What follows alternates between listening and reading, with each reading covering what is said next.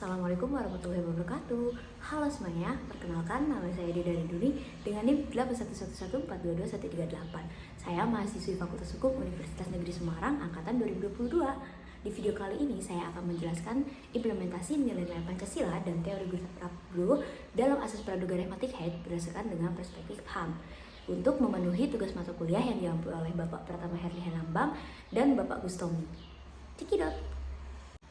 Asas praduga Rehmatik Haid adalah setiap keputusan administratif yang dibuat oleh badan atau pejabat tata usaha negara harus dianggap sah dan legal, kecuali ada bukti yang menunjukkan sebaliknya.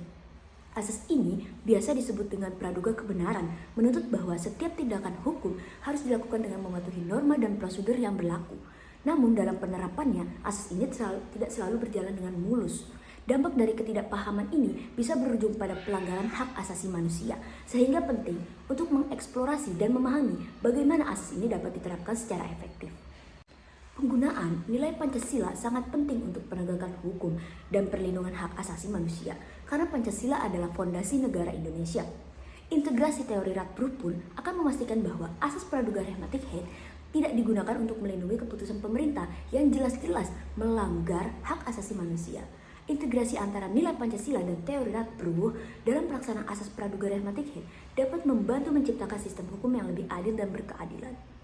Adapun masalah yang akan saya bahas di video kali ini adalah bagaimana asas ini berperan dalam menegakkan keadilan di Indonesia dan juga bagaimana penerapan nilai-nilai Pancasila dan teori Gustav Radbruch dalam pelaksanaan asas praduga Rehmatik Haid berdasarkan dengan perspektif HAM. Asas ini berfungsi untuk menjaga stabilitas hukum dan mencegah ketidakpastian yang dapat timbul dari tentangan terhadap keputusan administratif. Pasal 67 ayat 2 Undang-Undang Nomor 5 Tahun 1986 memberikan hak kepada penggugat untuk menyimpang dari asas presumption iuste causa yang terdapat dalam pasal 67 ayat 1 dengan syarat dalam keadaan tertentu, seperti yang dijelaskan dalam pasal 67 ayat 4 sub A. Undang-undang menyatakan bahwa penundaan tersebut diperlukan dalam situasi mendesak di mana pelaksanaan keputusan akan sangat merugikan penggugat. Hubungan antara kedua ayat dalam pasal 67 ini mencerminkan interaksi antara asas umum dan asas khusus, sebagaimana terlihat dari penafsiran menyeluruh pada ayat kedua. Asas khusus yang tercantum dalam ayat 2 dapat diterapkan dalam konteks tertentu yang dijelaskan dalam ayat 4. Menurut pasal 67 ayat 4, keadaan yang mendesak diartikan sebagai situasi di mana penggugat akan mengalami kerugian jauh lebih besar dibandingkan keuntungan yang akan diperoleh dari pelaksanaan ketum tersebut. Penerapan asas-asas ini dalam nilai-nilai Pancasila akan kita bagi menjadi 5 sesuai dengan 5 Pancasila. Yang pertama, sila pertama menekankan pentingnya moral dan etika dalam tindakan pemerintah. Dalam hal ini, keputusan pejabat publik harus mencerminkan nilai-nilai agama dan moral masyarakat, memberikan legitimasi dan memastikan bahwa keputusan tidak hanya sah secara hukum tetapi juga sesuai dengan norma-norma spiritual. Yang kedua, asas ini harus menjamin bahwa setiap tindakan pemerintah menghormati hak asasi manusia dan memperlakukan semua rakyat secara adil.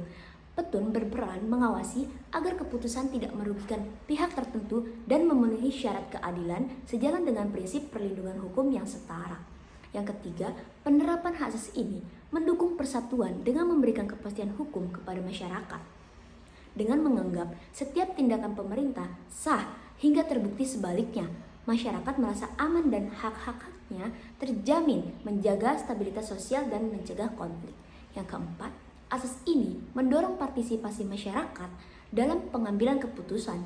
Masyarakat perlu diberi ruang untuk menyampaikan pendapat mereka terhadap kebijakan publik, memastikan bahwa keputusan mencerminkan aspirasi rakyat, sejalan dengan prinsip musyawarah dalam demokrasi Pancasila.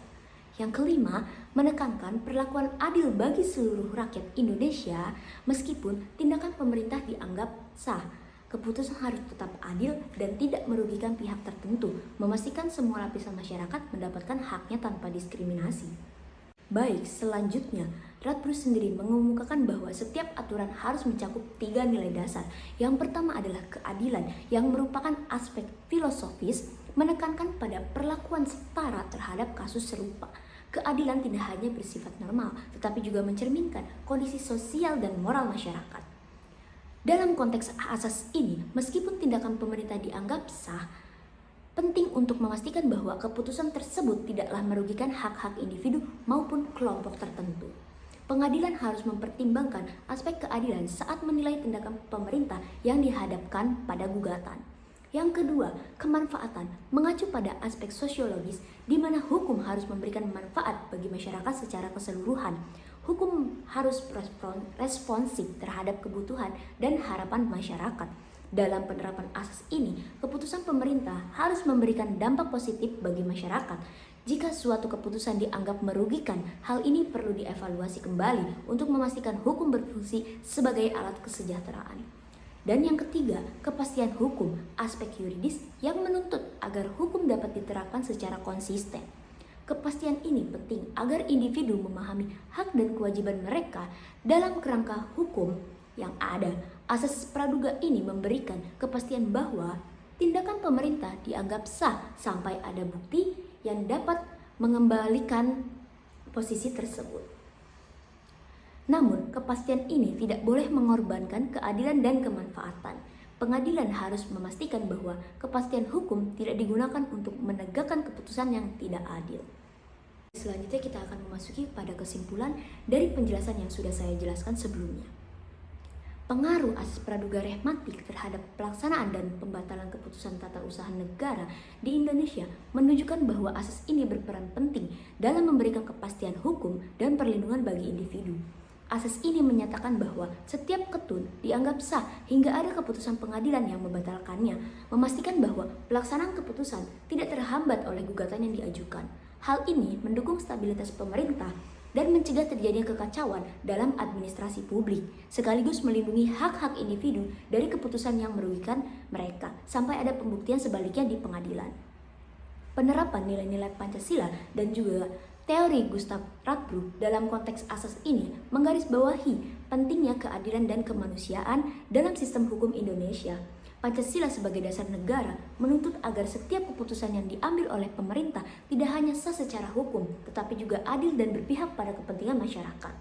Teori Radbruch menekankan bahwa hukum harus melayani keadilan, sehingga penerapan asas ini harus senantiasa mempertimbangkan aspek perlindungan HAM. Dengan demikian, integrasi antara asas praduga rehmatik dengan nilai-nilai Pancasila dan teori Gustav Radbruch diharapkan dapat menciptakan sistem hukum yang lebih responsif terhadap kebutuhan masyarakat dan menjamin keadilan bagi semua pihak. Mungkin itu yang dapat saya jelaskan dalam video kali ini, kurang lebihnya mohon maaf. Wassalamualaikum warahmatullahi wabarakatuh. Bye-bye.